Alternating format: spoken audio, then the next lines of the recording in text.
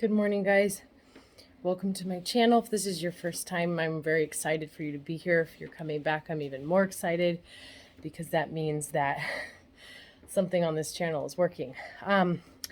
This will be hopefully a fairly short video so that you don't have to watch me sweat all morning. I am on this bike to work off some anxiety I woke up with out of nowhere. So exercise is my go-to right now as far as medication.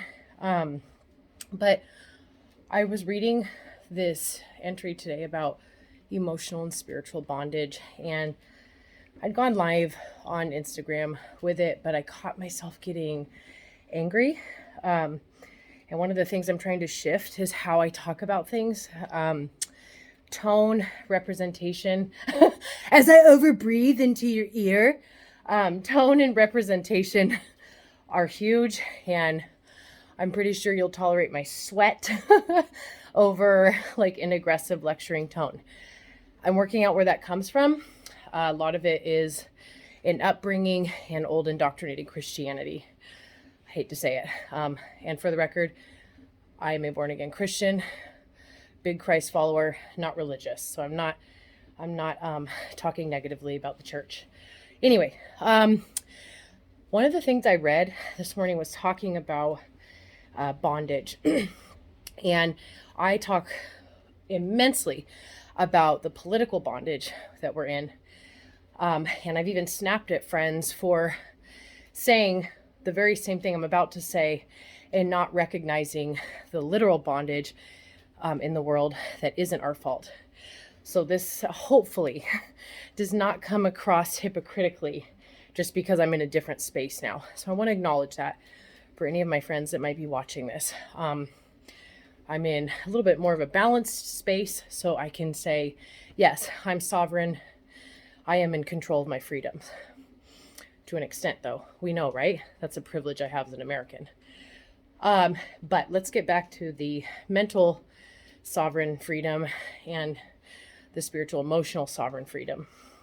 And when I read this thing about bondage, it really showed me where my bondage is in myself. And this morning, without going too much into it, I'm on a different path than my partner, whom I love very much, and we have a child together.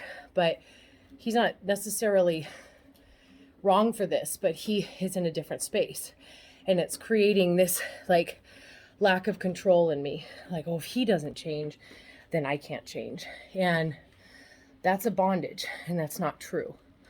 And so allow what is untrue to fall away so that you can see a little bit more clearly where your work is.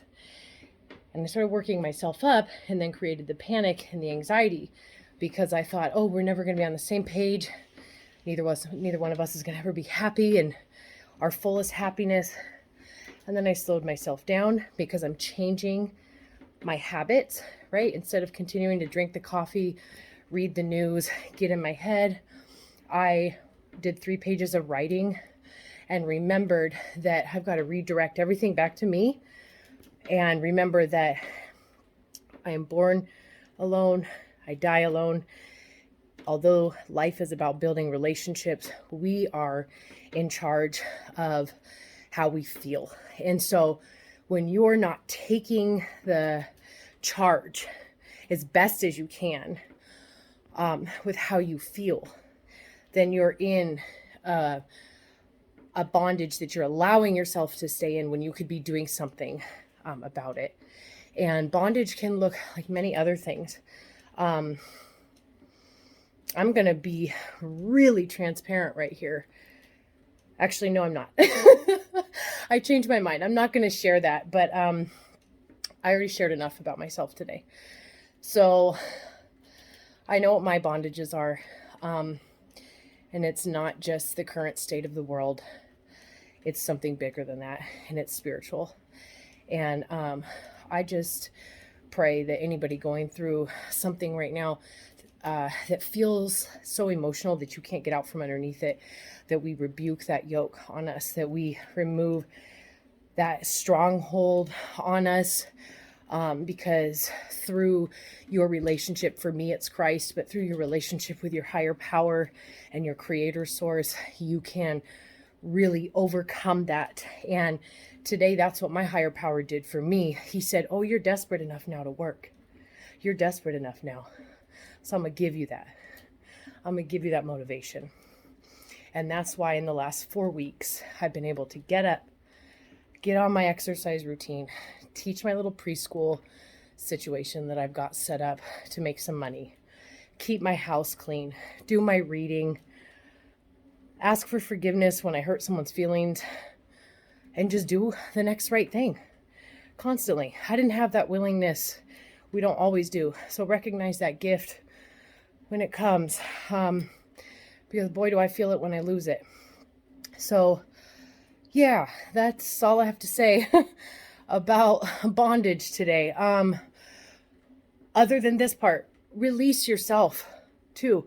I have a lot of friends, including myself and my own grandma, who is still shitting on herself for stuff she's done in the past. Let yourself go. Forgive yourself. Release it. Ask the people you've hurt to forgive them. Maybe they won't be ready in that moment, but when they are, or if not, the healing will come as long as you're coming from your heart. Don't hold yourself hostage either, because we tend to do that. It's not just our religions, our governments. Most of the time, it's ourselves. All right. Get yourself a unicycle bike.